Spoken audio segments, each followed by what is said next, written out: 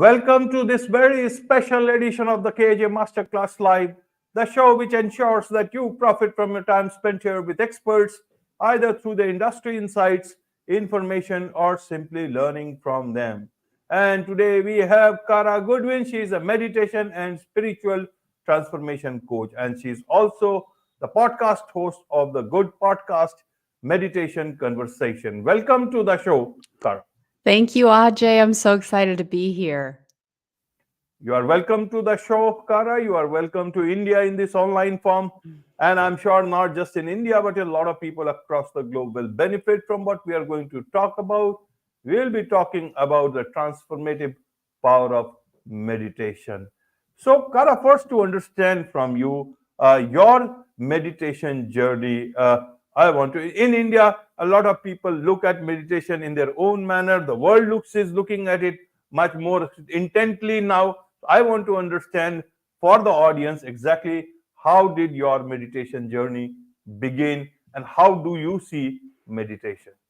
Yeah, well, I actually became a meditator through a series of tragedies. Um, a few years ago, my sister-in-law, I just had a really terrible, like 8-month period. It began with the death of my sister-in-law, um, who was a very close friend of mine. And shortly after that, about 3 weeks after that, our dog passed away. And then my stepdad needed to have spinal stenosis, which is a surgery like on his brain stem, very delicate part of the human. And then my mother-in-law was hit by a motorbike while she crossed the street. So she was in recovery for a long time for that. And then my stepmother's heart failed and she went into the ICU, the intensive care unit, and then had to have a heart transplant. So these were all very, very huge losses and traumas in our lives. And my husband, my kids, and I were all living in Italy while this was happening, both in America and England. My husband's English. So, but the point being that we weren't able to be there really very easily with our family while all of this was going on.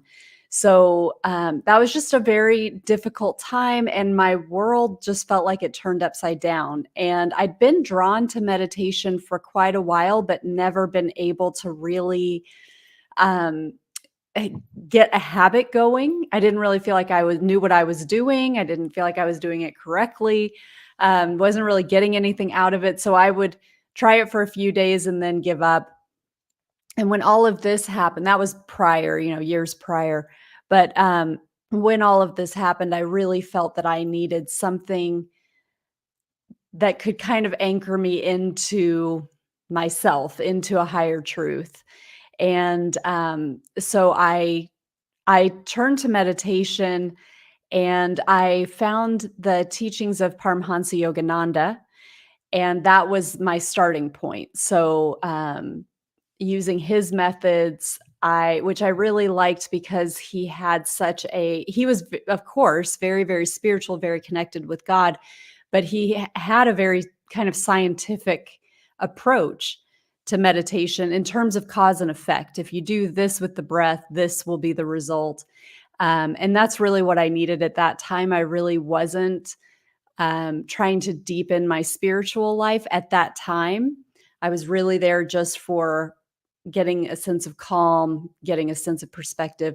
Over time, it has become, my spiritual development is the primary reason now for my meditation practice. But it began really as a coping mechanism. Absolutely, absolutely, Kara. So I want to understand from you the first time when you tried meditation. People have heard meditation everywhere. People think it's a very easy thing, and you can just close your eyes and meditate. Some people can do it, and many people can do it, and nothing wrong with that. When you went into meditation with Swamiji that you learned from, how was that? What is it that you uh, found in that sort of meditation? that led you to leave those difficult times a bit behind and get into a much more, say, if we can say, calmer state of mind? I want to understand that experience of yours. Yeah, I love that question. So, um, when I first began and I was really just trying, without any guidance, I had the same problem that you talk about that most people have when they try to meditate, which is the monkey mind, right? The thoughts that are just you're just sitting there thinking, and you're not quote unquote supposed to be thinking. And that was definitely my experience. And that was why I needed a guide to kind of help give me some tools to be able to cut through that. And part of that was just understanding that that is part of the process. One of the things that I like to tell my students is if you if you close your eyes and you try to meditate and your thoughts start going crazy, that doesn't mean you're a bad meditator. It means you're a meditator. It's like Right. that's how it works. And then we get the tools, and we learn how to keep bringing our attention back to the moment, or back to the breath, back to wherever we are in the meditation practice.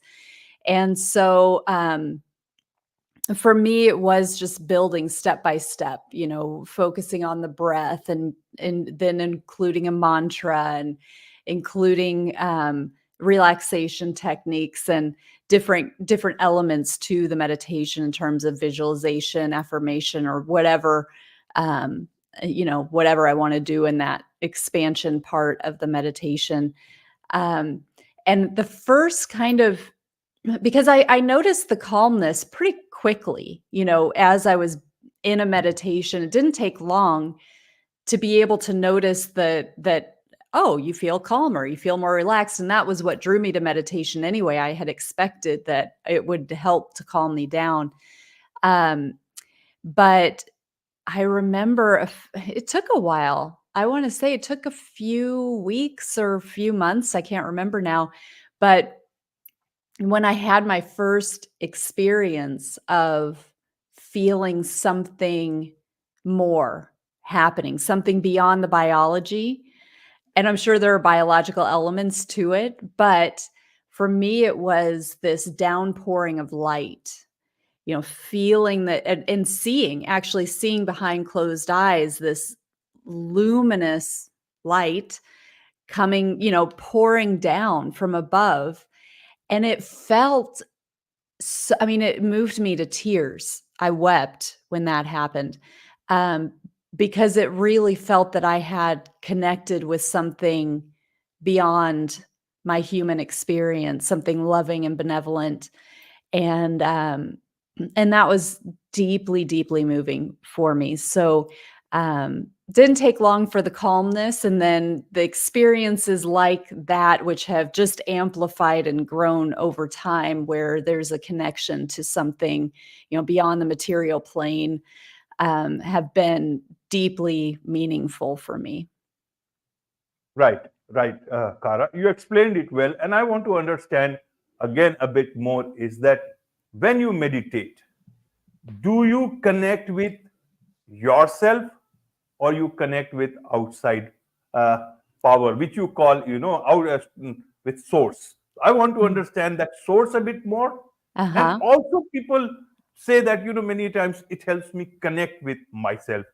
Does one thing happen or both the things happen? What is your experience? And help us understand your strong connection with source so that, people understand it from your point of view.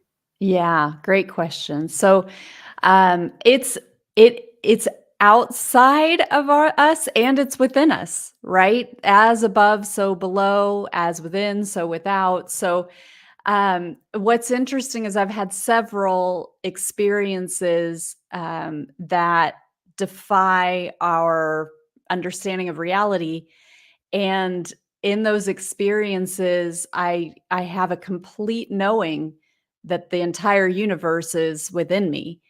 And so it's through that connection, that deepening that connection within myself, because I think it does start within ourselves. And, when I sit down to meditate every day, I'm going within me, and it's like the deeper I can go within me, the more access I seem to have with the external. It's like the more I can get into my center, into the very, very center of my being, the the more I can connect, the further I can connect outside of myself. And that source energy, or that source, I see as just being everything. It's within everything. It's within you. You're an expression of it. I'm an expression of it. My animals are an expression of it. The water that I'm drinking is an expression of it. It's within everything. It runs through everything. And it's a conscious intelligence. For me, it's without form. Often when I'm in these types of experiences that I'm talking about, where I can, feel that the whole world is within me, I'm not connecting with any form per se. So I'm not seeing like a god, or I'm not seeing an ascended master, or even a galactic being. Most of the time, I'm seeing geometry, I'm seeing light, I'm seeing shapes and patterns, moving patterns. But there's an intelligence to it. And oftentimes, there's a knowing that comes with it, a knowing that has many levels and layers to it, that's brilliant. I mean, and it just shows up. It's like this, it's not something that I um, learned, or like really studied. It's like just how things are. And it's just it's a reveal, or a remembrance. And that intelligence runs through everything and connects everything. And I that's what I feel, that's what I mean when I talk about source. Absolutely. So, Kara, you are a meditation and spiritual transformation coach. When your potential clients, those people who want that transformation in their lives, when they talk to you about meditation, obviously they know a bit about meditation, they've heard about it, maybe have tried it themselves, but they are looking at something bigger. So, how do you explain to them in terms of the capabilities of meditation? Somewhere there has to be more understanding of a particular thing beyond what they have heard or so, and also your belief, where how much, what are the capabilities that this whole meditation can bring in terms of transformation for a person. Also, you talk also about that meditation also can change the brain. So Mhm. how would you like to explain, not only to them but also to our audience, that exactly how does it change the brain, so that people understand that yes, it can lead to something much much bigger. Yeah, I love talking about the brain because it's really fascinating. The different parts of the brain lead to different experiences, different emotional experiences, and different thoughts and habits and so forth. And there's the oldest part of the brain. To really simplify it, I know that this is making it very simple, and the brain is very complex, but um, there's like the oldest part of our brain. If you think of human evolution, and that the newer parts are kind of the outer parts of the brain. So when we, our ancestors, from an evolutionary standpoint, they had a type of brain, and then as we evolved, the brain evolved too. So the outer layers are the newer ones. Well, the kind of oldest part of our brain is the limbic system. It's the lower middle part of the brain. And that's more of our survival part. If you think of early humans, survival was a huge part of the experience. If you're in danger, you have to know how to get out of it, and you're constantly defensive, because it was a very survival state. Um, so when we're in anger, fear, sadness, those lower, heavier experiences that we have as humans, that everybody has, that is an active limbic system. When we're in those states, our limbic system is what is dominant. So then we alternatively, on the other side of this coin, we have the prefrontal cortex, the prefrontal lobes in the front of the brain. And through meditation, we can deliberately bring our attention up into the front of the brain. We can focus at the point between the eyebrows, as an example. And as we do that, this is the part of the brain that's more evolved. It's where our altruism and our creativity, our happiness, our bliss, our feeling that we are all connected, all of those things that are more holistic and lead to a more joyful life. When we're in those states, we have an active prefrontal cortex or prefrontal lobes. So when we deliberately have as part of our meditation that we're focusing at the front of the brain, kind of in the area of the middle of the eyebrows, the point between the eyebrows, we're strengthening that part of our brain. We're kind of encoding our brain to say, this is where the action happens. The more we engage with that part of our brain, the more dominant it becomes. And the more we engage with the limbic system, so the more we get carried away by anger, fear, and so forth, the more dominant that part of our brain is going to be. And they don't really work together at the same time. It's sort of an either or.